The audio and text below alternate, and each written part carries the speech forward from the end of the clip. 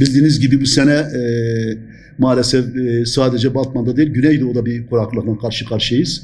Tabii duamız, isteğimiz, Allah'tan dua ediyoruz ki bir an evvel yağmurların yağması. Yani şu anda ben bakıyorum, havalar güneşli.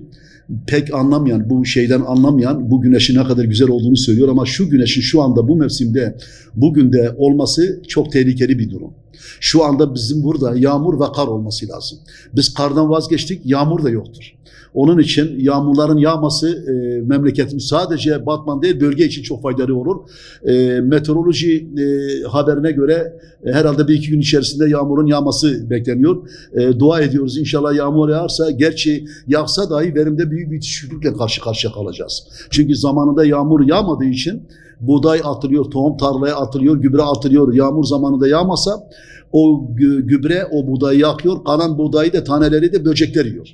Onun için yağmur şu anda yağsa dahi bizim Batman'da, vilayetimizde ve bölgemizde çok ciddi bir verim düşüklüğüne karşı karşıya kalacağımızı düşünüyorum. Yağarsa iyi olur. En azından zararın neresinde dönülürse kârdır. Yani şu anda bugünden itibaren de yağsa gene en azından, ama yağmasa %70-80 bir ürün düşüklüğü söz konusu olacaktır.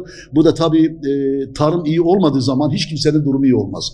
Vatandaşın, esnafımızın, tüccarımızın durumunun iyi olabilmesi için tarımın çok iyi olması lazım.